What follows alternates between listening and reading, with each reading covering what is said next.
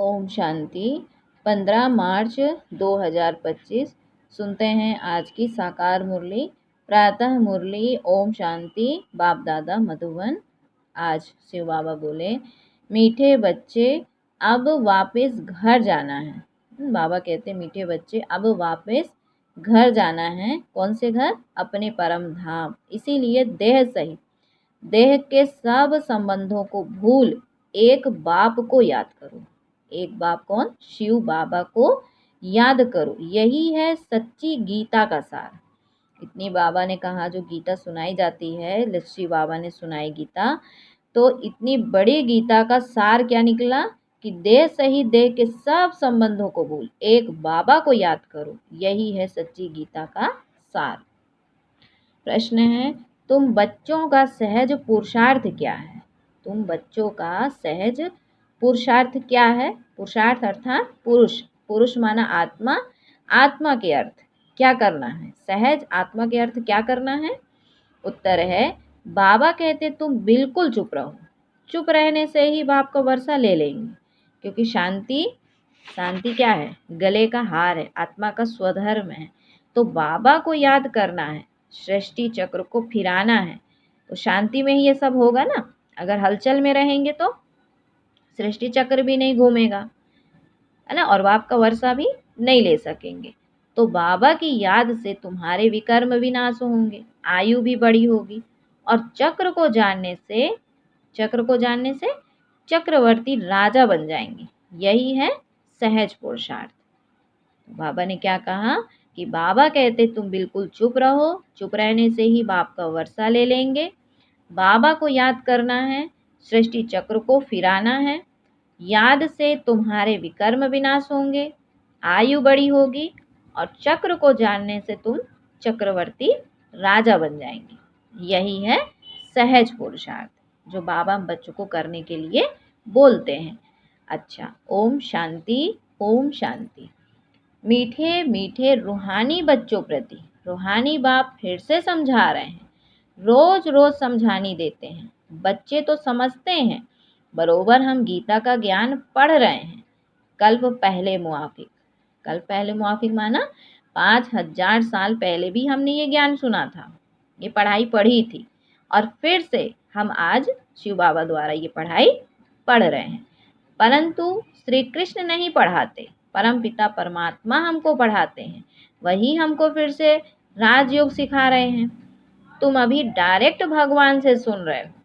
भारतवासियों का सारा मदार गीता पर ही है।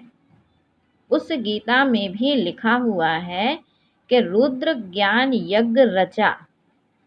यह यज्ञ भी है तो पाठशाला भी है। जब बाप जब सच्ची गीता आकर सुनाते हैं तो हम सदगति को पाते हैं। क्या बोला शिव बाबा ने कि सच्ची गीता कौन सी? जो हमें सदगति प्राप्त कराए। तो बाप अर्थात शिव बाबा जब हमें सच्ची गीता सुनाते हैं तब हम आत्माओं की सदगति होती है। मनुष्य नहीं समझते। बाप जो सर्व का सदगति दाता है उनको ही याद करना है। गीता भल पढ़ते तो आए, परंतु रचयिता और रचना को ना जानने के कारण नेति नेति करते आए हैं। सच्ची गीता तो बाबा ने कहा कि सच्ची गीता तो सच्चा बाप ही आकर सुनाते हैं। यह है विचार सागर मंथन करने की बातें। जो सर्विस पर होंगे उनका अच्छी रीति ध्यान जाएगा। बाबा ने कहा है हर चित्र में जरूर लिखा हुआ हो, ज्ञान सागर पतित पावन गीता ज्ञानदाता परम प्रिय परम पिता परम शिक्षक परम सतगुरु शिव भगवान वाच।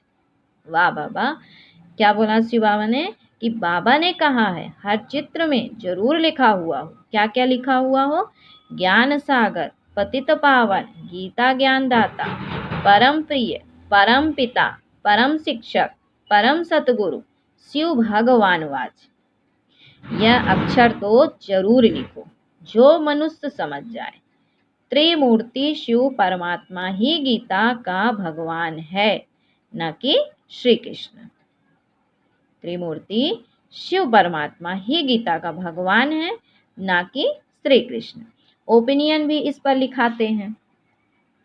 हमारी मुख्य है गीता, बाप दिन प्रतिदिन नई नई पॉइंट्स भी देते रहते हैं। ऐसे नहीं आना चाहिए कि आगे क्यों नहीं, बाबा ने कहा।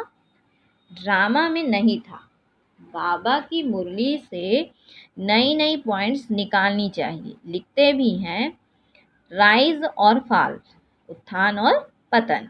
हिंदी में कहते हैं भारत का उत्थान और पतन। राइज अर्थात कंस्ट्रक्शन ऑफ डिटी डिनाइस्टी, है ना। बाबा ने कहा कि राइज मतलब क्या होता है, कंस्ट्रक्शन ऑफ डिटी डिनाइस्टी, है ना, दैवीय राजधानी का स्थापना। 100% प्योरिटी, पीस, प्रॉस्पेरिटी की स्थापना होती है। फिर आधा कल्प बाद फाल होता, फाल माना गिरना, पतन। डेविल डिनाइस्टी का फाल माना दैवीय राजधानी का पतन। Rise and construction dt dynasty का होता है। फाल के साथ डिस्ट्रक्शन लिखना है, माना विनाश होता है।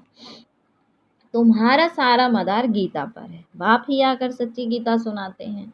बाबा रोज इस पर ही समझाते हैं। बच्चे तो आत्मा ही है। बाप कहते हैं कि इस देह के सारे पसारे अर्थात विस्तार को भूल अपने को आत्मा समझो। आत्मा शरीर से अलग हो जाती है तो सब संबंध भूल जाती है। तो बाप ही कहते हैं देह के सब संबंध छोड़ अपने को आत्मा समझ, मुझ बाप को याद करो। माना देह भान को भूल जाओ। देह में अर्थात जीते जी अपने को आत्मा समझ बाबा को याद करो। शरीर छोड़ने की बात नहीं है।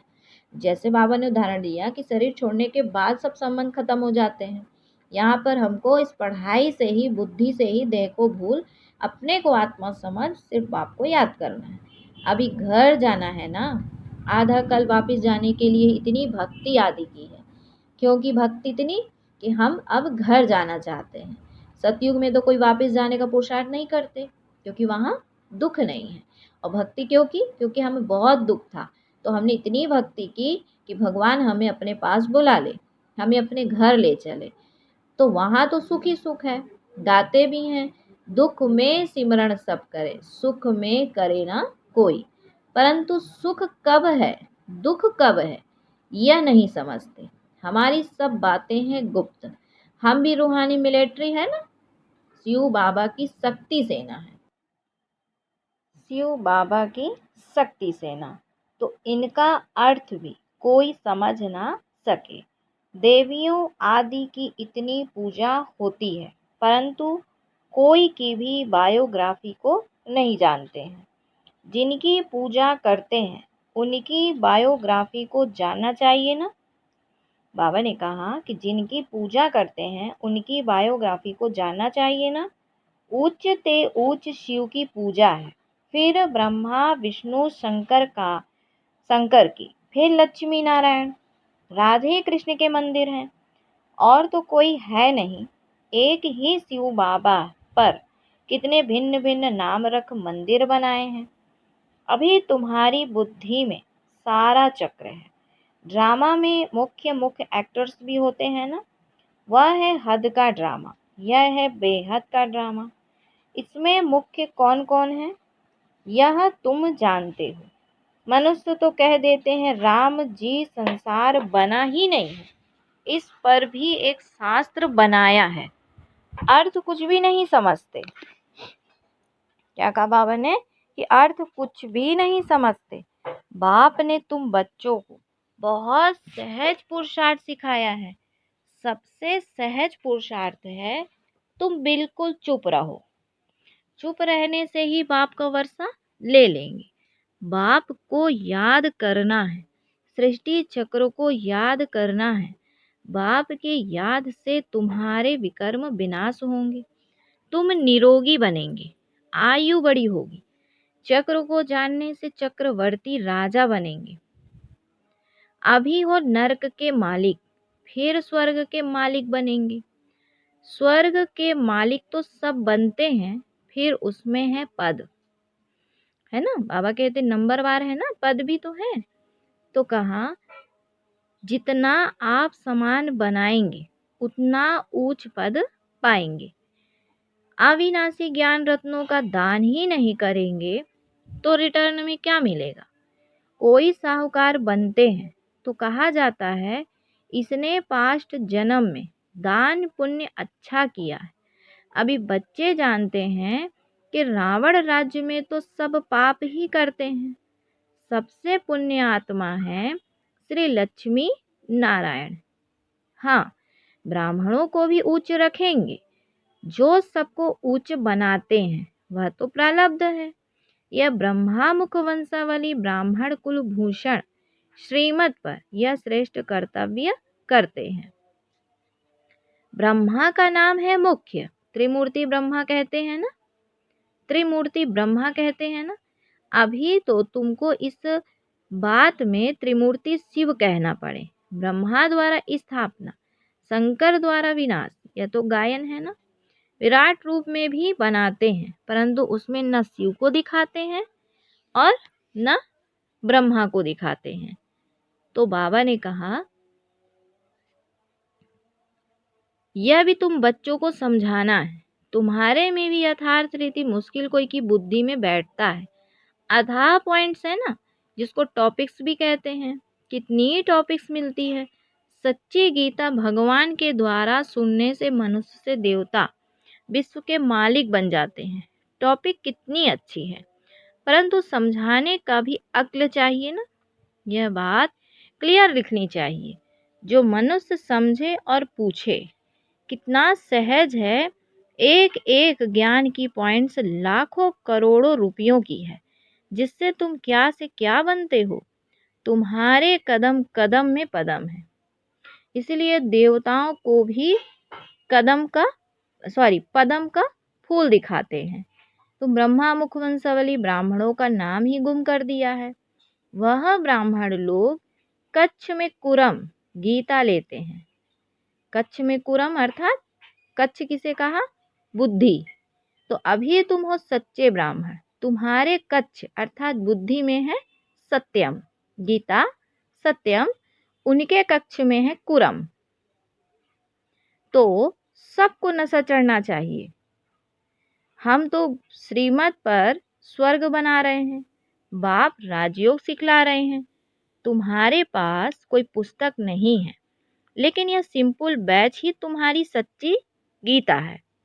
इसमें त्रिमूर्ति का भी चित्र है, तो सारी गीता इसमें आ जाती है। सेकंड में सारी गीता समझाई जाती है। इस बैच द्वारा तुम सेकंड में किसको भी समझा सकते हो। यह तुम्हारा बाप है। इनको याद करने से तुम्हारे पाप विनाश होंगे। ट्रेन में जाते चलते फिरते कोई से भी मिले, तुम उनको अच्छी रीति समझाओ। कृष्णपुरी में तो सब जाना चाहते हैं ना। इस पढ़ाई से यह बन सकते हैं।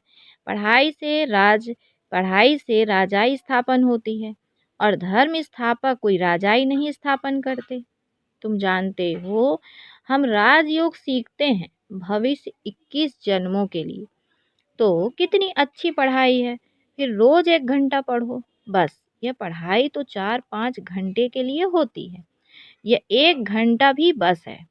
तो भी सवेरे का टाइम ऐसा है जो सबको फ्री है।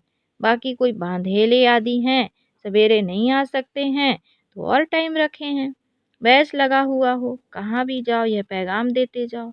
अखबारों में तो बैच डाल नहीं सकते, एक तरफ डाल सकेंगे। मनुष्य ऐसे तो समझ ही नहीं सकेंगे सिवाय समझाने। है बहुत सहज, ये धंधा कोई भी कर सकते हैं। अच्छा, खुद भले याद ना भी करे, दूसरों को याद दिलावे, वह भी अच्छा है। दूसरों को कहेंगे देही अभिमानी बनो, और खुद देह अभिमानी होंगे तो कुछ ना कुछ विकर्म होता रहेगा। पहले पहले तूफान आते हैं मनसा में, फिर कर्मणा में आते हैं। मनसा में बहुत आएंगे, उस पर फिर बुद्धि से काम लेना है। बुरा काम कभी करना नहीं है, अच्छा कर्म करना है। संकल्प अच्छे भी होते हैं और बुरे भी आते हैं। बुरे को रोकना चाहिए। यह बुद्धि बाप ने दी है, दूसरा कोई समझ ना सके। वह तो रॉन्ग काम ही करते रहते हैं। तुमको अभी राइट काम ही करना है, क्योंकि बाबा ने हमको समझ दी है। अच्छे पुरुषार्थ से राइट काम होता है। बाप तो हर बात बहुत अच्छी रीति समझाते हैं। अच्छा, फिर बाबा ने बच्चों को याद प्यार दिया। मीठे मीठे सिकिलधे बच्चों प्रति माता पिता बाप दादा का याद प्यार और गुड मॉर्निंग। रूहानी बाप की रूहानी बच्चों को नमस्ते। हम रूहानी बच्चों की रूहानी माता पिता बाप दादा को याद प्यार गुड मॉर्निंग और नमस्ते। फिर है धारणा के लिए मुख्य सार। बाबा बोले, यह एक एक अविनाशी ज्ञान का रतन लाखों करोड़ों रुपयों का है। इन्हें दान कर एक कदम कदम पर पद्मों की कमाई जमा करनी। आप समान बनाकर उच्च पद पाना है। दूसरा पॉइंट है, विकर्मों से बचने के लिए देही अभिमानी रहने का पुरुषार्थ करना है। मनसा में कभी बुरे संकल्प आए तो उन्हें रोकना है, अच्छे संकल्प चलाने हैं। कर्मेंद्रियों से कभी कोई उल्टा कर्म नहीं करना है। फिर बाबा ने बच्चों को वरदान दिया, रूहानियत के प्रभाव द्वारा फरिश्तेपन का मेकअप करने वाले सर्व के स्नेही भव। रूहानियत के प्रभाव द्वारा फरिश्तेपन का मेकअप करने वाले सर्व के स्नेही भव। डिटेल है, जो बच्चे सदा बाप दादा के संग में रहते हैं उन्हें संग का रंग ऐसा लगता है जो हर एक के चेहरे पर रूहानियत का प्रभाव दिखाई देता है। जिस रूहानियत में रहने से फरिश्तेपन का मेकअप स्वतः हो जाता है, जैसे मेकअप करने के बाद कोई कैसा भी हो लेकिन बदल जाता है, मेकअप करने से सुंदर लगता है। यहाँ भी फरिश्तेपन के मेकअप से चमकने लगेंगे और यह रूहानी मेकअप सर्व का स्नेही बना देगा। फिर आज इस स्लोगन में बाबा बोले कि ब्रह्मचर्य, योग तथा दिव्य गुणों की धारणा ही वास्तविक पुरुषार्थ है। ब्रह्मचर्य, योग तथा दिव्य गुणों की धारणा ही वास्तविक पुरुषार्थ है। मातेश्वरी जी के अनमोल महावाक्य। कर्म बंधन तोड़ने का पुरुषार्थ। बहुत मनुष्य प्रश्न पूछते हैं कि हमें क्या करना है, कैसे अपना कर्म बंधन तोड़े।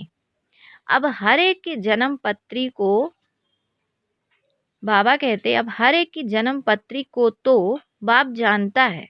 बच्चे का काम है एक बार अपनी दिल से बाप को समर्पित हो जाए, अपनी जवाबदारी उनके हाथ में दे देवे। फिर वो हर एक को देख राय देगा कि तुमको क्या करना है। सहारा भी प्रैक्टिकल में लेना है। बाकी ऐसा नहीं कि सिर्फ सुनते रहो और अपनी मत पर चलते चलो। बाप साकार है तो बच्चे को भी स्थूल में पिता गुरु टीचर का सहारा लेना है। ऐसे भी नहीं आज्ञा मिले और पालन न कर सके तो और ही अकल्याण हो जाए। तो फरमान पालन करना भी हिम्मत चाहिए। चलाने वाला तो रमजबाज है, वो जानता है इसका कल्याण किसमें है, तो वह ऐसे डायरेक्शन देगा कि कैसे कर्म बंधन तोड़े। कोई को फिर यह ख्याल भी नहीं आना चाहिए कि फिर बच्चों आदि का क्या हाल होगा। इसमें कोई घर बार छोड़ने की बात नहीं है। यह तो थोड़े से बच्चों का इस ड्रामा में पार्ट था तोड़ने का। अगर यह पार्ट ना होता तो तुम्हारी जो सब सेवा हो रही है फिर कौन करे। अब तो छोड़ने की बात ही नहीं है, मगर परमात्मा का हो जाना है। डरो नहीं, हिम्मत रखो। बाकी जो डरते हैं वो ना खुद खुशी में रहते हैं ना फिर बाप के मददगार बनते हैं। यहाँ तो उनके साथ पूरा मददगार बनना है। जब जीते जी मरेंगे तभी मददगार बन सकते हैं। कहाँ भी अटक पड़ेंगे तो फिर वो मदद देकर पार करेगा। तो बाबा के साथ मनसा वाचा कर्मणा मददगार होना है। इसमें जरा भी मोह की रग होगी तो वो गिरा दे गई। तो हिम्मत रखो, आगे बढ़ो। कहाँ हिम्मत में कमजोर होते हैं तो मूंझ पड़ते हैं। इसीलिए अपनी बुद्धि को बिल्कुल पवित्र बनाना है। विकार का जरा भी अंश ना हो। मंजिल कोई दूर है क्या, मगर चढ़ाई थोड़ी क्या है, कैसी है? चढ़ाई थोड़ी टेढ़ी बाकी है, लेकिन समर्थ का सहारा लेंगे तो न डर है न थकावट है। अच्छा, ओम शांति, ओम शांति। फिर आज की अव्यक्त इशारे की पॉइंट है, आपका बोल और स्वरूप दोनों साथ साथ हो। बोल स्पष्ट भी हो, इसमें स्नेह भी हो, नम्रता, मधुरता और सत्यता भी हो, लेकिन स्वरूप की नम्रता भी हो। इसी रूप से बाप को प्रत्यक्ष कर सकेंगे। निर्भय हो, लेकिन बोल मर्यादा के अंदर हो, फिर आपके शब्द कड़े नहीं मीठे लगेंगे। आपके शब्द कड़े नहीं मीठे लगेंगे। अच्छा, ओम शांति, ओम शांति।